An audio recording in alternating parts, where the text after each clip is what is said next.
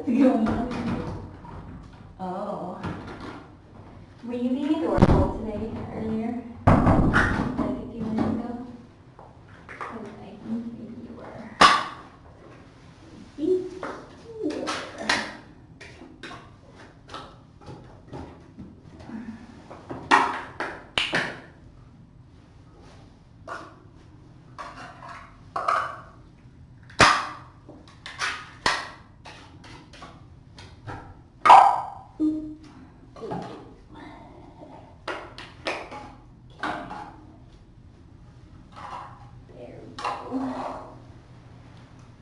Hi, everybody. Elby is hiding in the whatchamacallit. Look at all these toys. I have so many toys. Oh. Alright. Microfloof. Jinglefloof. Oh, so cute. I do have kitten-sized dresses, obviously. Obviously.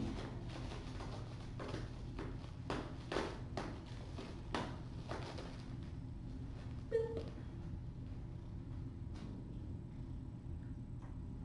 Hi, Elfie. Like, I'm surprised one of you doesn't love this. See, that's one that is a favorite of kittens.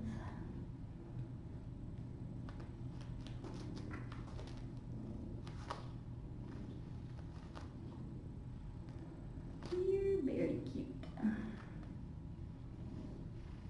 Very cute. Oh, look at the elf. She's being pretty brave.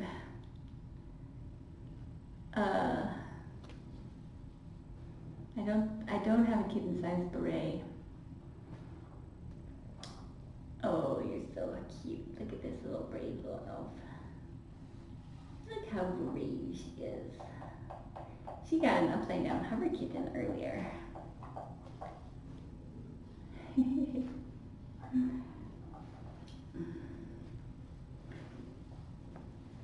Yes, I'm sure they will enjoy having scratch and posts. We can't put them in here now because they just would have to be thrown out every couple of days. Because there's no way to disinfect them.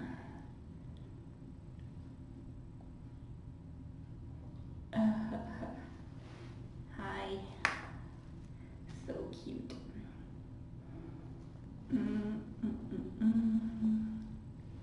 Ginger. Ooh, bless you. I did see Floof and Microfloof in the track. It was pretty adorable. Those are the times I wish I had an overhead cam that I could just like they have in the stadiums, that we could get an overhead shot. That would be so cute. Microfloofs. Remember when Microfloof just sat there, feeling like poop, and now she feels so good. She's very scampy.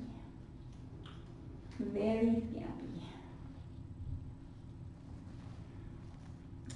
Yes, tomorrow is bath day. Bath and disinfecting day. Starting around 9:30 a.m.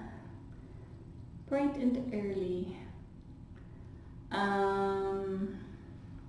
Mistletoe is doing great.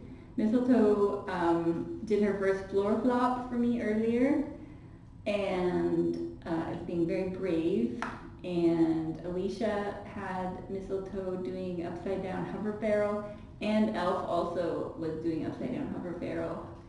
So we're making good progress. Mistletoe and Elf still both don't like being approached, but once you have them, they love it. What's this? What's this? Let's make sure that everyone can see you being adorable. Mary is doing the same as yesterday, no more bleeding, which is good. She's eating very well. And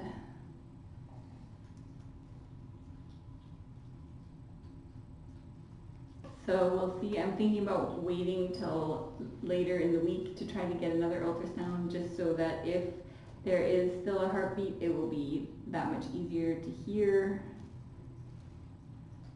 Boop.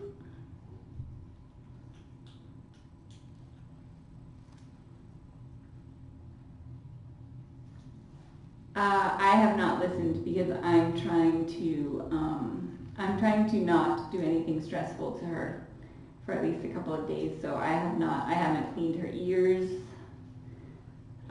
since I did it the first time. I haven't done anything except snuggles and food.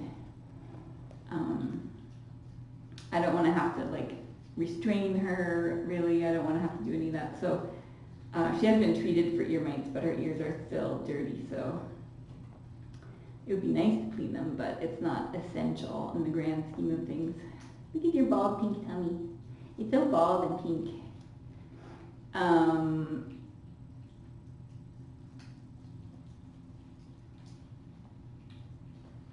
Oh, that's very nice of you, Jen.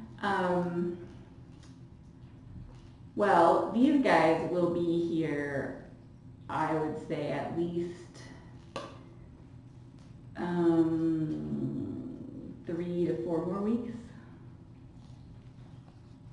I would say, and if depending on what the other guy's test comes back, if we get a negative, 4 negatives in the other room, which would also be a Christmas miracle, then we will have 8 more days to go until we can retest with confidence.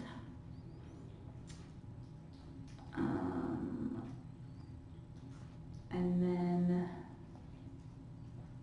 in the meantime, I think if we have 1 negative, it will be safe to go ahead and spay Holly and Joy, depending on if Dr. Ferguson wants to hold off on Holly's spay until her paw is completely better. It's looking better, but it may be something that if we can get her into the right home and they're willing to monitor, I think it's going to need to be monitored anyway, just because those things take so long to heal. So I don't want to prevent her from going to a home unless there's some reason to do so. But I think we will at least be able to spay those 2. And Mistletoe and Comet have already been done, so all they're waiting on is negatives on ringworm. And Mistletoe's foot is doing great. Dr. Ferguson thought in a week from Christmas Eve, that we wouldn't even be able to tell that she had had surgery, which is amazing considering how bad it looked when she came in. Yeah, so I see some Mary questions. So she was in the process of miscarrying, probably over the week before, or at least several days before she came here. The 2 that came out had been non-viable for, it wasn't recent, so they had not survived for quite some time. The first 2, the third one was a little bit more ambiguous, but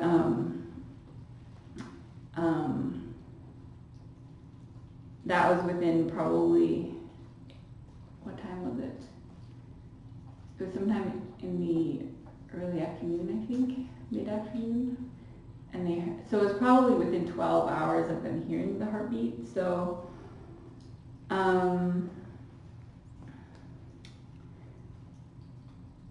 so anyway, what I'm trying to explain is that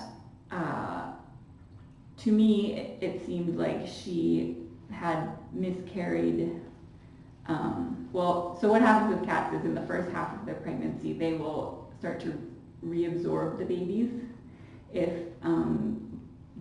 there's a problem, either it's genetic or they have malnutrition or stress or whatever the reason is, they'll start to reabsorb them. So that's kind of what the first two looked like. They had been started to be reabsorbed, and then they just will pass whatever's left. You guys probably don't want to know all this. And then the second half, it's called like a spontaneous abortion, meaning not that like we performed anything, but that her body will just spontaneously abort the fetus. So basically it looked to me like the first two at least, and probably the third, had developed to a certain point and then either been reabsorbed or, in the case of the third one, possibly aborted. But anyway, that definitely the first two were not the one with the heartbeat. The third one, it's possible could have been, but there's going to be no way to tell. It seemed smaller. It seemed like it was not formed to the extent that we would expect it to be formed at that stage. But again, there's no way to know.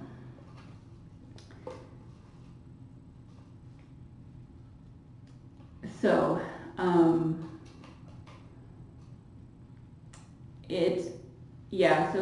it's very unlikely. We were assured that it's very unlikely that our little heartbeat will survive, to be full term and then be born healthy, etc. So that's why we're trying not to get our hopes up, but we do stuff like that here. We get our hopes up even when we shouldn't. But there's no way to know until we get another ultrasound and see if there is still another heartbeat in there. But it is still possible.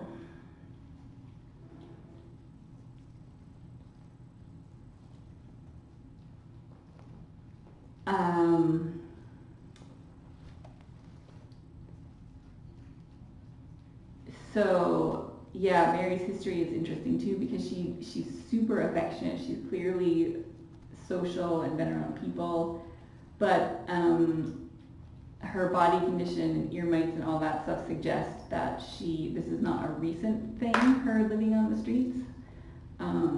Just so I don't think it's a situation where she like dashed out the door last week. It seems more like she's been on her own for a while,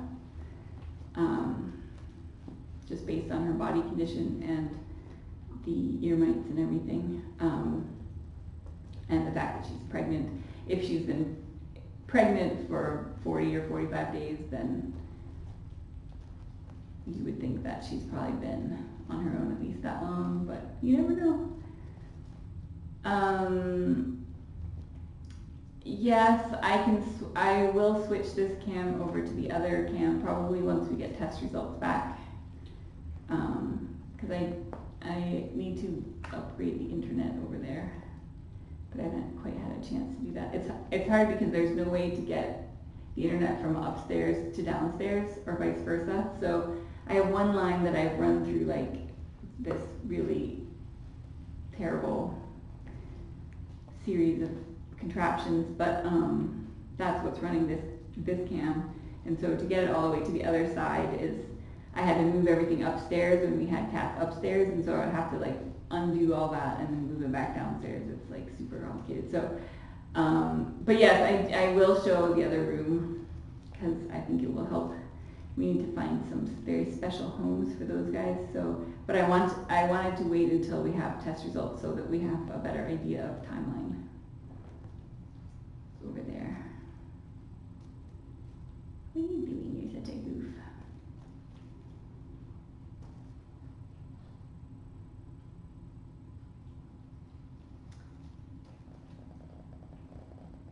Oh, Elfie just started spontaneously purring. Are you trying to scratch on me? You're so cute. You're so cute. Why were you purring? You want this? Oh, so cute. Little pudgy little elf. So pudgy. Whoa.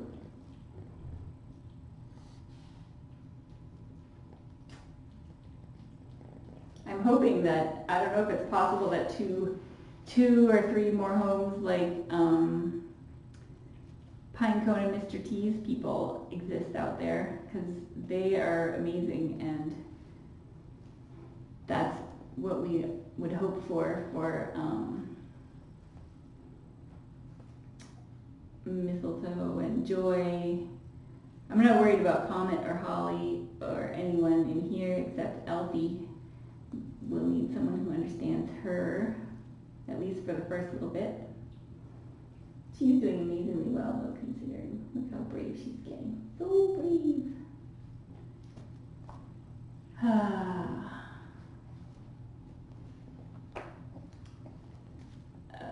you're so cute.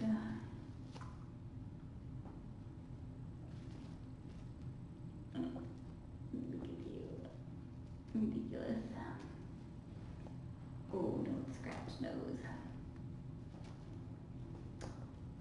Mistletoe and Joy are on the feral side, yes.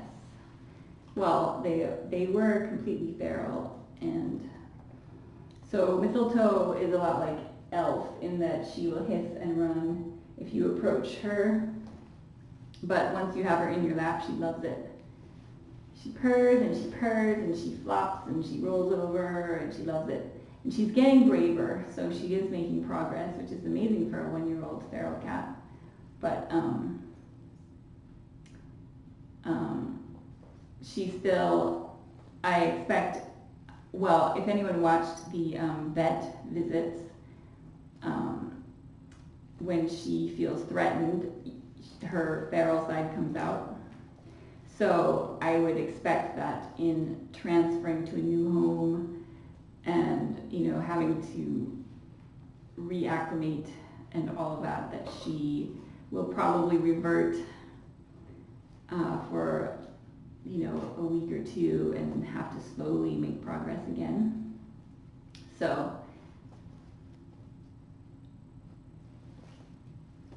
but it's been really helpful to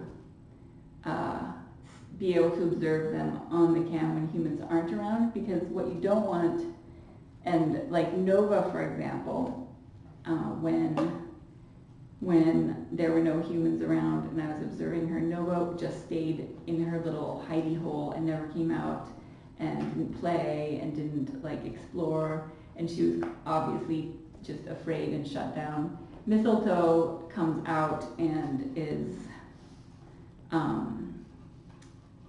playing and knocking the camera over and like snuggling with the other cats, and she's totally not, she's not stressed, she's not trying to escape, she's not shut down, she's just being a regular cat. So that's one of the criteria for not returning her to the forest if she is happy.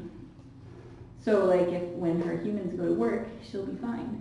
And then when they come home, she'll give them little hisses, and then they'll pick her up and then snuggle with her on the couch for a while, and then she'll be so happy. So it'll be really good. I see the questions about, yeah, so, okay, so yeah, so, hi. A couple of days before Christmas Eve, the neighbor came over here, and I was in the driveway, and so she said, "Can you come look? I have a pregnant cat that's bleeding that just showed up, and I've never seen her around before." And so I grabbed some stuff and ran over there, and at that point she was spotting a little bit, but it wasn't an excessive amount. And then they were planning to take her to the vet, and their vet is a very good vet, so and then they were going to keep her. So that sounded like a good plan. She was going to take her in, get her spayed, and then they were going to keep her. So I gave her Revolution and cleaned her ears and stuff, and thought that would be the end of it. And then I guess she got out shortly after that before they could take her to the vet. And then they hadn't seen her for a couple of days and they were really worried about her. And then she showed up here, like meowing at the door and going from window to window. And then Gwen was here and thankfully let her in and noticed she was bleeding and then called me over. And then you know the rest of the story. But yeah, she is the one. So that's one of the reasons we were more confident that she wasn't someone's pet that had just gotten out, because they spend a lot of time outside there, animal lovers across the neighbors, so but they wouldn't have been able to, like, I don't know anyone who could have afforded that emergency vet bill just like on Christmas Eve with no notice, right? So we did ask if they were okay with like what they wanted to do, if they wanted to take her in or if they wanted us to, and if they were okay with us adopting her out, etc. And they said that was fine because they were not in a position to pay that kind of vet bill. So who would be? So they were doing the best they could, but I don't think it's unreasonable to not be able to, pay a $2,000 vet bill with no notice, right? So yeah, so they were gonna do that, but they weren't able to do the vet bill part of it, and since she wasn't their cat to begin with, they were happy for her to get the care she needed and then find a really good home. So that's what's going to happen. I have been meaning to go over and give them the update because I'm sure that they are wondering what has happened. I know that they're very kind people. They take care of all of the. Remember that day that the injured raccoon was outside? They take care of all the little neighborhood raccoons, and they were giving him water, and they're really sweet. So yeah, so they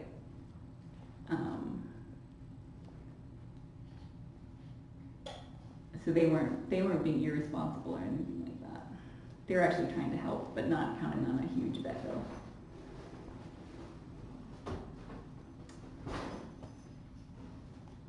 So, luckily, they live next door to Tiny Kittens, where you guys make miracles happen.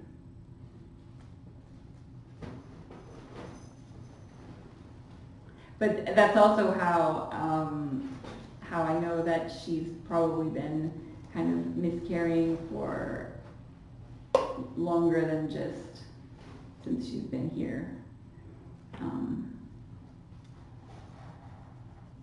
and probably had a difficult. Well, obviously she's clearly had a difficult pregnancy. Something was not right, and it could absolutely be malnutrition and stress from being on the streets, or it could be something else. There could be something genetically wrong, which is again why we were cautioned that even if the baby miraculously is still alive and does make it till birth, that there could be some sort of deformity, or there could be something that is not compatible with life. So that's why we're all not supposed to get our hopes up, even though I know that we all have our hopes up.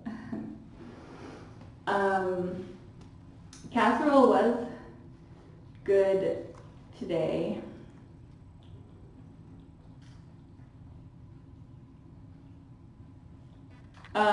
There is she has no identifying information, no tattoo, she hasn't been spayed, so there would be no way for us to trace her, but she's obviously getting lots of publicity through Tiny Kittens. so if she does have a family out there that is, you know, heartbroken and lost her a couple of months ago, then I expect they will find their way to us.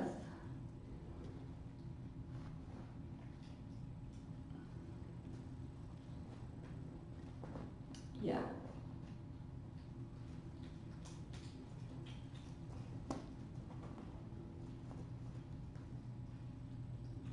We probably will need to post her on some of the, usually what Laps does is they will post the cats on like the found pet sites.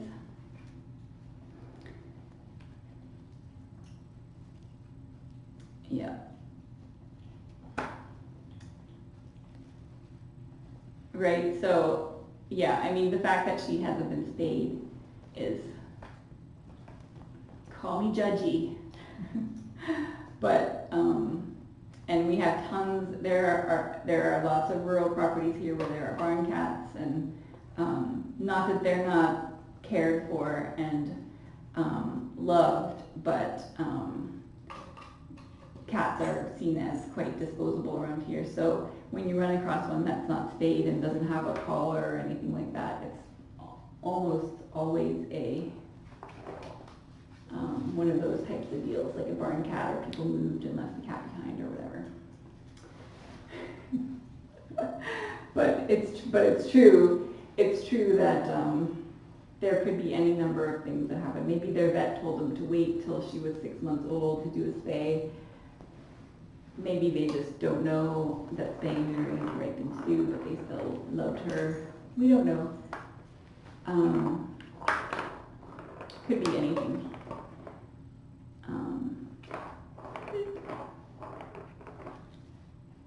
You're pretty cute. We do have permission from her finder though to treat her, so that's good.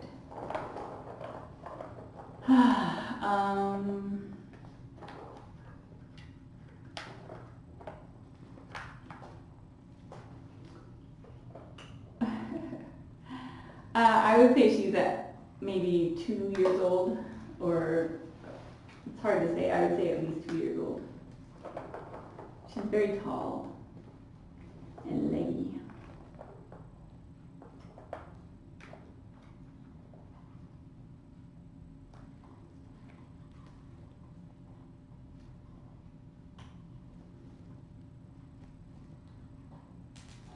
What's this? What's this on your head?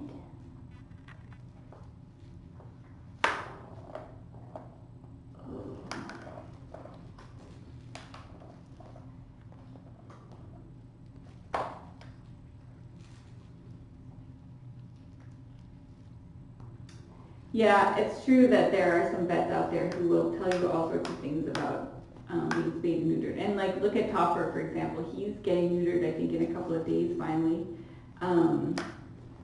because of his rogue testicle.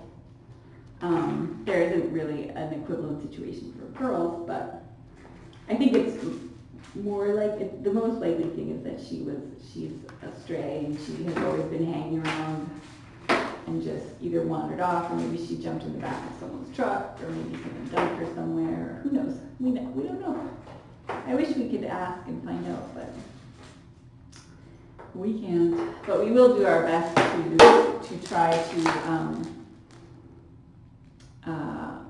make sure that someone is not desperately looking for her. Hey. Rogue Testicle and Ringworm Romperoon, band names.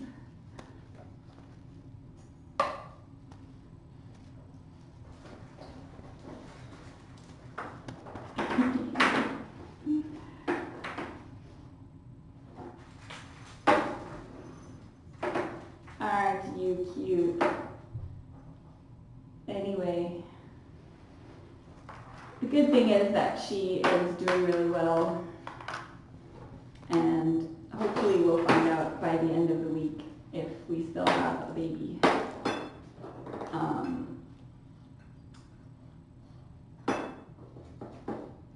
They did scan her for a microchip at the emergency vet, and it would have shown a U.S. chip or a Canadian. It would have shown any kind of chip because they're all international. So, and if you like look at Jingle, Jingle's a good example, actually, of what I'm talking about. So Jingle, if he like found you on the street, you would think that he had a family that really, really loved him and was missing him because he's so affectionate. But that's totally not the case. He was feral born and just had a little bit of handling, and his personality is just very gregarious and adorable and super outgoing, just like humans have different personalities. I think a lot of it is just the cat's personality. So while I am confident that Mary has had interaction with humans, obviously, she certainly could be like Jingle Floof, who had interactions with humans but was not like a cherished family pet by any stretch.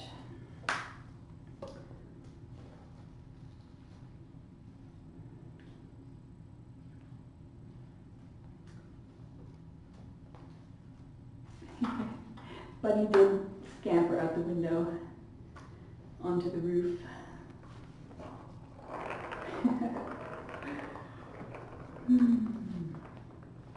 Yeah. So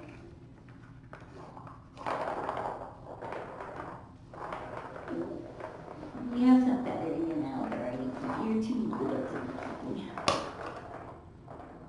And we've definitely had very responsible pet owners whose cats have gotten out, and that happens too. So I'm definitely not going to judge.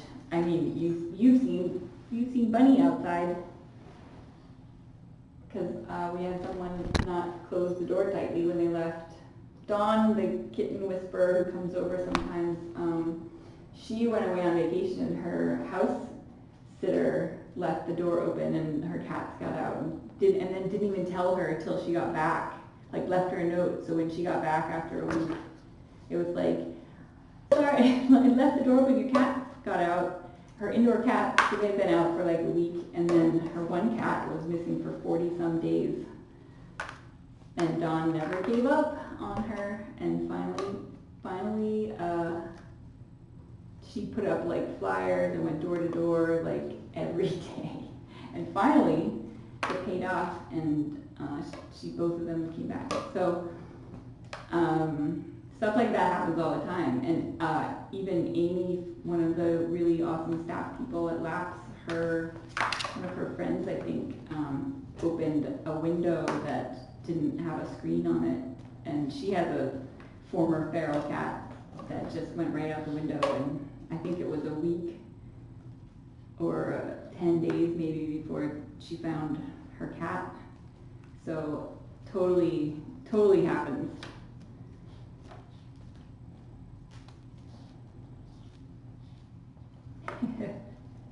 Yeah, I know. I don't know what I would do. That's why we use Luana, because Luana would never let that happen.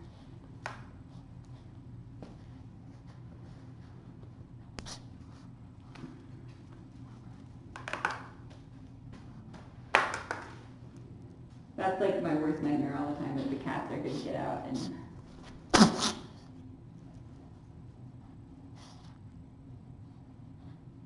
not know what to do. But you are so cute. Anywho, oh,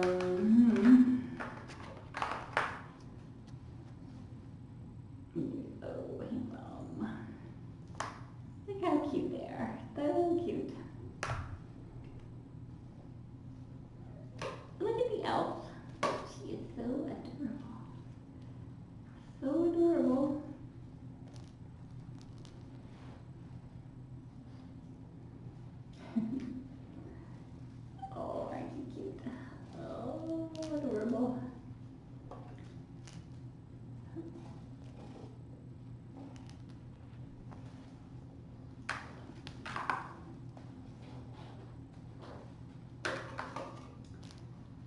think that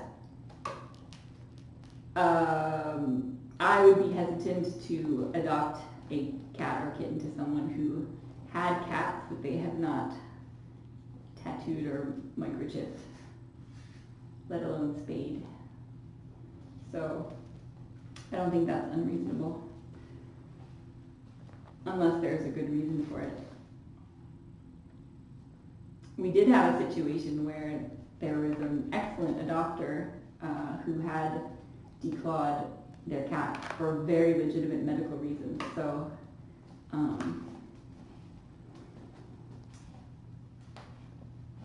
so we try not to, we try to be open-minded about that, because there are actually some situations, I can't think of one right now, but there are some situations in which it may be the responsible thing to do that, but in most cases, probably every case, or almost every case. But we do ask on the adoption application, if you have pets, are they all spayed and neutered, and then why or why not? Because that is a huge factor. We are all about spaying and neutering. You have a very low center of gravity, don't you?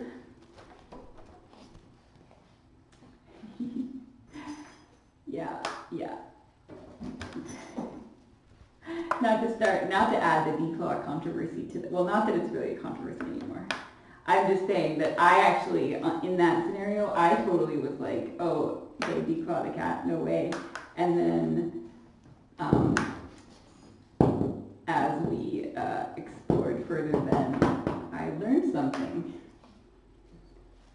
So, and actually, that person has been an excellent, like, could not ask for a better home. So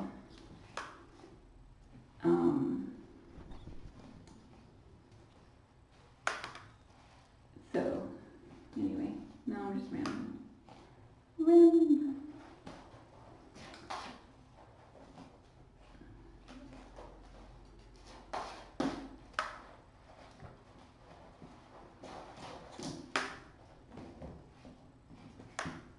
She is a little pin-up elf.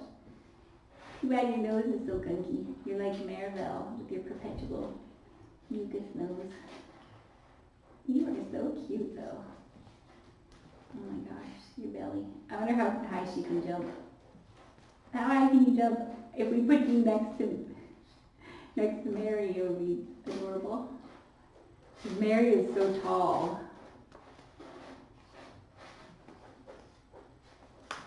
You're so cute. She's voluptuous. Look at her. Oh, she got off the ground. That's amazing. Good job, little Elfie. Look how brave she's being, too. Brave. So brave. No pregnant ferals at the colony. They all look like Elf and Ginger Floof with their giant bellies, but it's both from, they tend to pack on the pounds in the winter to stay warm, and also parasites. But haven't seen any pregnant cats.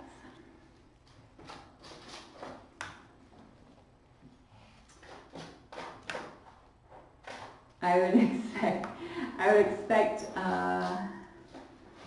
what month is it, December? So we'll have to start trapping soon so that we can get our remaining mama cats going.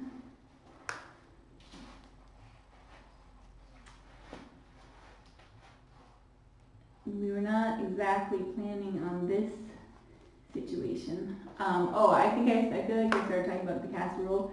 I got his right splint on for, wait for it, a record 4 hours. Not his left. I gave up on his left because he was cranky about it. But he kept the right on. He only had a few moments of Incredible Hulk tantrum. And then the other problem now is that I have to really tape it really tightly, and there's only one, I have to tape it behind the knee joint because that's my only hope of keeping it from sliding off. And so it does constrict more than is ideal, and so then he gets a little bit of swelling in the end of his stump, which is not ideal. There's always something. Always something. But that was still pretty good. It was 4 hours at 150-degree angle.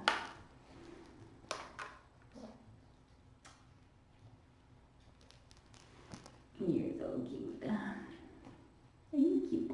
Boop.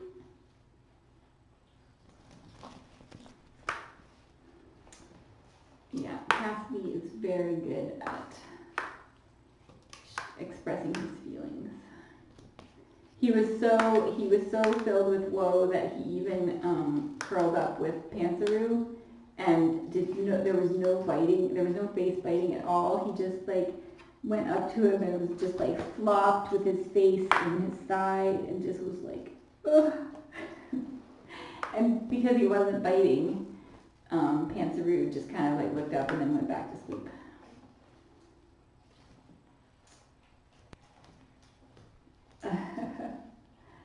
So,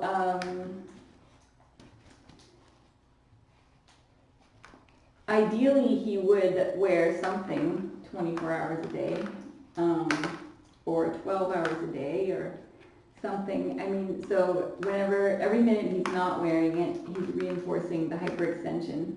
So in order to combat that, ideally he would spend at least an equal amount of time not in hyperextension.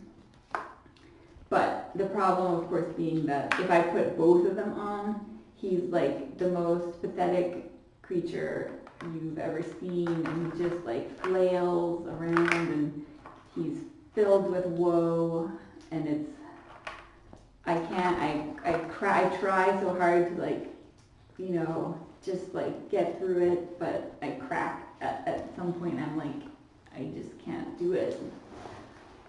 So that's why we've gotten 2 hours with both of them on, which is good, more than 2 hours. But he needs to be able to be able to move independently, and like if he needs to go to the bathroom, I can't have him in the splints if he's just gonna sit there and not eat or drink or go to the bathroom. So it's a work in progress. I think the splint still needs some more modifications to be so that I can use a wider piece of tape so that it's not quite, I don't know, anyway. And somehow less bulky but still strong enough to keep he likes to shift his tibia to the left or the right to get it, it's just he's complicated. He's very complicated. He's like an onion. What did you get there, Micro, please? He did not. I need a little bit of progress coding. It's going to take a long time, but longest amount of time he wore this splint without protest. That's hard to say. Because he will be sleeping and then he'll wake up, realize he's got something on him, and then have a moment, and then I can usually get him to go back to sleep. So I don't know how long it's been without protest. 7 or 8 months, he will be finished with most of his growing, and so that's the youngest he would be before he could have surgery. Shifting tibia.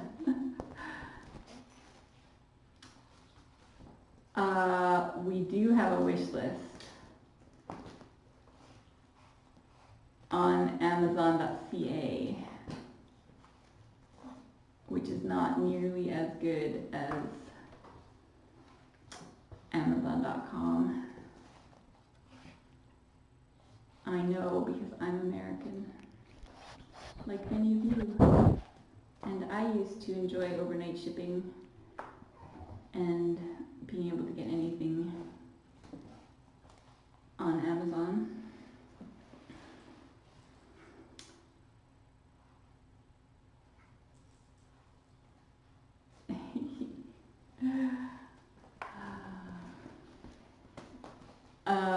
Casts for his legs would be very difficult to do because you have to hold his stumps bent, and it takes quite a bit of force to do that. So it would have the cast would have to somehow be put around hand. It would just I don't think mechanically there's a way to make that happen. Nor do we want to force his knee into the sling. We want his knee to be able to bend.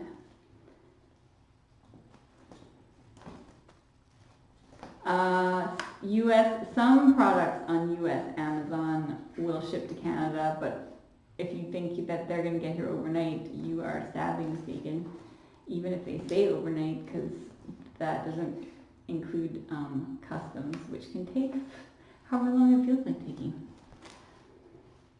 There is, if you get them like Amazon.ca, you will get the whatever the shipping quote is. It's usually like shipped in 4 to 6 weeks and delivery within 700 to 500 business days. That's the average.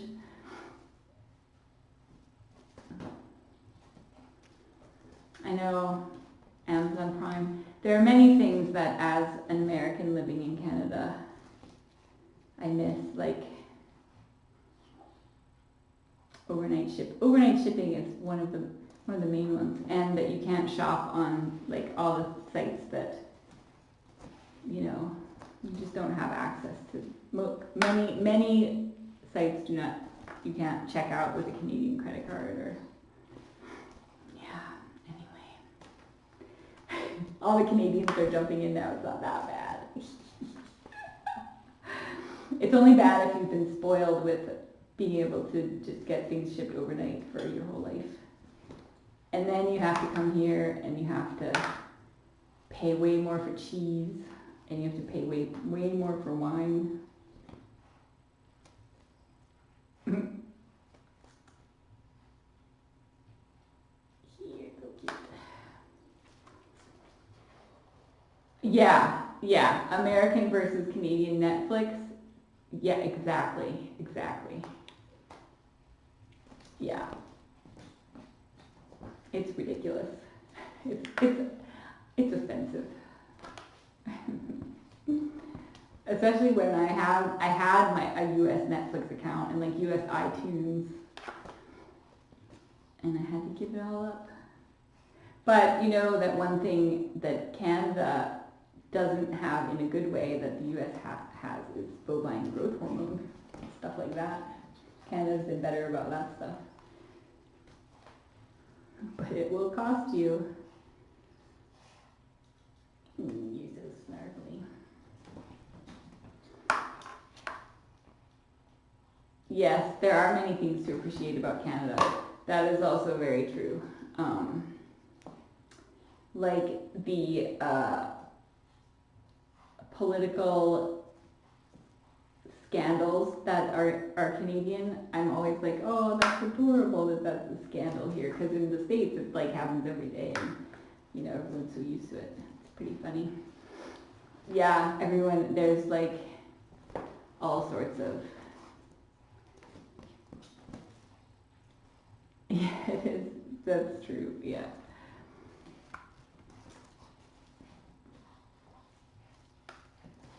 Yeah. It's true that there are, and stuff like, well, I'm not going to get into politics because that just, will spiral out of control quickly. But it's a lot less contentious here politically.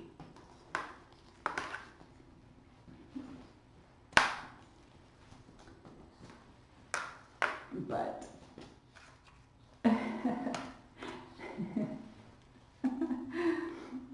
pretty funny. But yeah, I think both countries are pretty awesome, actually. Despite, well, okay, I have one other issue is internet.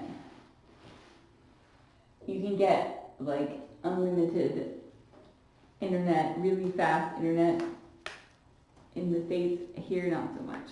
But I do live in a fairly rural area, so I can't completely blame that on Canada. It could be just the rural, and it's probably like twice as expensive.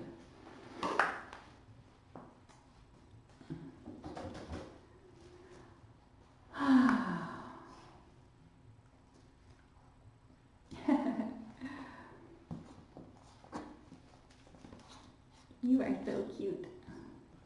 Look how brave she's being. All right. I think I should probably. What's this? What is this? Oh, there you go. And the floofs. Hopefully the floofs will sleep in an adorable pile here again.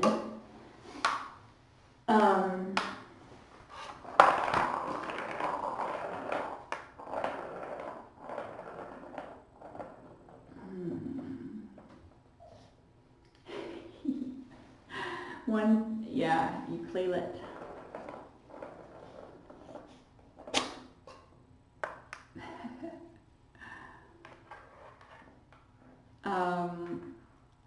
So anyway, yeah, so baths early tomorrow. Well, early Tiny Kittens time. Like, 9:30ish, everyone's planning to meet. It will be Gwen. Have you missed Gwen, everybody? I have. Gwen and Amanda. And Kinsey's is finally coming back. I know we've all missed the Kinseys.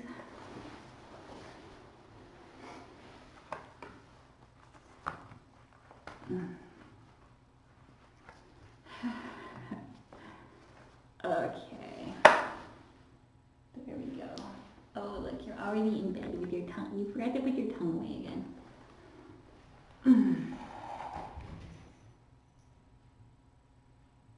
That was Mary, I think, jumping off of her window shelf. Oh. Ah.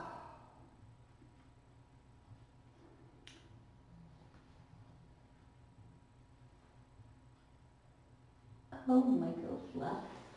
Come here. We have to put you back in here where you. Oh. Oh, a bad idea. There we go. That worked out perfectly. There. Look, it's like it never happened. Where are you going?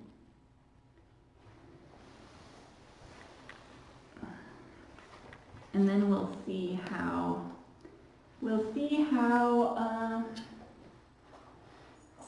Saturday goes. I checked them under blacklight earlier. They are looking better. Still some fluorescing though, but I think I might do a test just to see, just to make sure. Oh. Anyway. Oh, all right. Here we go. You guys have lots of toys. Lots of toys. All right. I have lots of food. I'm going to turn off the light. That light. All right. Good night, everybody. We'll see you in the morning.